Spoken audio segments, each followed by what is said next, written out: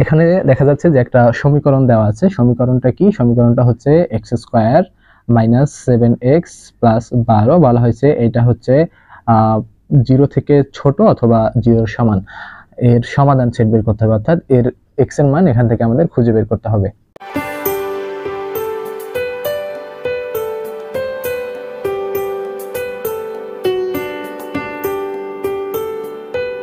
আমরা কি করতে পারি? আমরা এটা কিন্তু মিডল টার্ম করে দিতে পারি, তাই না?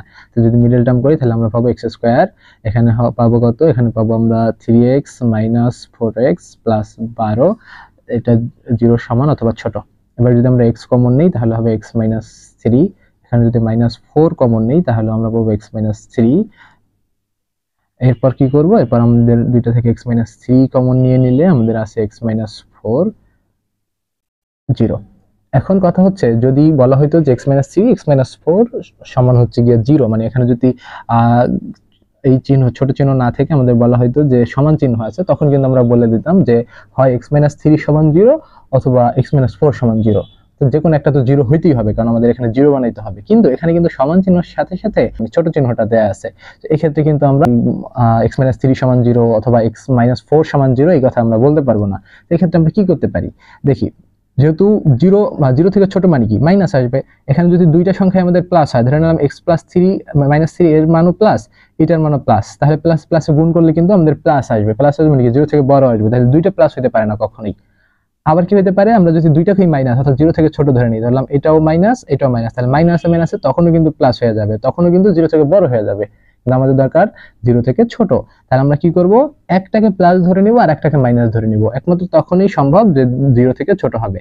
তাহলে আমরা ধরে নিলাম যে x মাইনাস 3 যে আছে এটাকে ধরে নিলাম যে এ হচ্ছে গিয়ে 0 থেকে ছোট।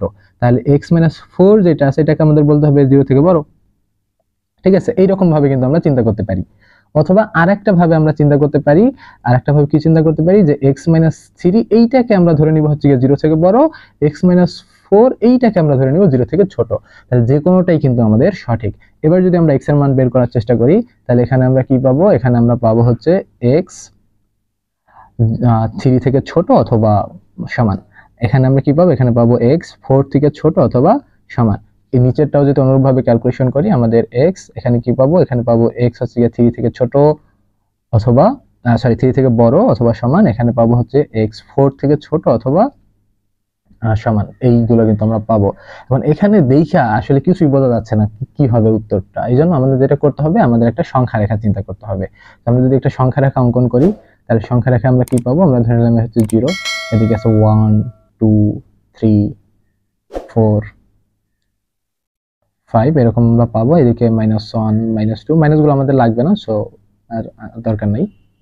এখন আমরা এই যেই মানগুলো আমরা পাইছি এগুলো একটি সংখ্যা রেখায় উপস্থাপন করি। হ্যাঁ, তাহলে x এর প্রথমটা বলা হয়েছে যে x হচ্ছে গিয়ে 3 সমান, তার মানে 3 এবং ছোট, তার মানে যেই মানগুলো পাবো এগুলো হচ্ছে গিয়ে 3 এর সমান অথবা ছোট, তার মানে আমরা পিছন দিকে চলে আসবে, তাই না? 2 নম্বরে যেটা পাইছি যে বলা হচ্ছে যে x এর যে মানগুলো আছে এগুলো হচ্ছে গিয়ে 4 এর সমান, 4 এর সমান এবং 4 থেকে বড়, তাই না? এটা 4 থেকে বড় বলা হয়েছে, তার মানে এগুলো চলে যাবে এই দিকে। তাহলে এই দুইটার থেকে কিন্তু আমরা কোনো কমন মান পাচ্ছি না, তাই না? তাহলে এগুলো আসলে আমরা বলতে পারি, দেখেই বুঝে যাই যে এটা আসলে গ্রহণযোগ্য তেমন কিছু না। এরপর যদি এই অংশটা দেখতে পাই, এখানে আমরা দেখতে পাচ্ছি যে x এর মান হবে 3 এর সমান এবং 3 থেকে বড়, তার মানে এটা হচ্ছে এই দিকে পাবো আমরা, তাই না? 3 এর সমান এবং 3 থেকে বড়র দিকে যাচ্ছি। এর পরেরটা আছে কি যে x এর মান হচ্ছে 4 এর সমান এবং 4 থেকে ছোট, তাহলে এই 4 এর সমান এবং 4 থেকে ছোট মানগুলো আমরা পাবো। তাই এই জায়গায় আমরা যে জিনিসটা পাচ্ছি যে এই অংশটা হচ্ছে কমন পাচ্ছি আমাদের, তাই না? তাহলে এই কমন অংশটাই কিন্তু তাহলে হবে আমাদের উত্তর। তাহলে আমরা যদি এর উত্তর বলার চেষ্টা করি তাহলে কি হবে যে 3 এবং 4 এর মাঝখানে আমরা উত্তরটা পাবো। ঠিক আছে? এখন প্রশ্ন হচ্ছে যে আমাদের এই অপশন যদি আমরা দেখি তাহলে অপশনে আমরা দেখতে পাচ্ছি যে 3 4 দুই জায়গায় আছে, খতে আছে এবং গতেও আছে।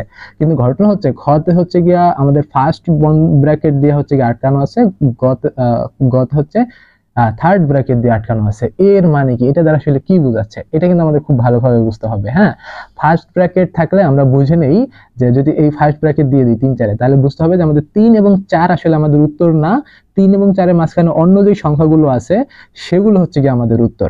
আর যদি আমরা থার্ড ব্র্যাকেট দেই তাহলে আমরা বুঝে নেব যে 3 ও আমাদের উত্তর, 4 ও আমাদের উত্তর এবং এর মাঝখানে যেগুলো আছে সেগুলো তো আছে। তাহলে থার্ড ব্র্যাকেট দ্বারা বোঝায় যে আমাদের এই সংখ্যা সহ, আর ফার্স্ট ব্র্যাকেট থাকলে বুঝতে হবে আমাদের যে সংখ্যা দেওয়া আছে এই সংখ্যাটা ছাড়া এবং এর মাঝখানের গুলো।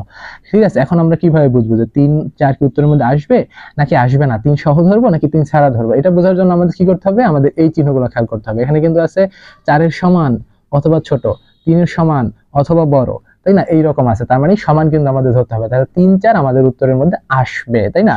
তাহলে আমাদের উত্তর হবে কোনটা, তাহলে আমাদের উত্তর হবে হচ্ছে গ নাম্বারটা।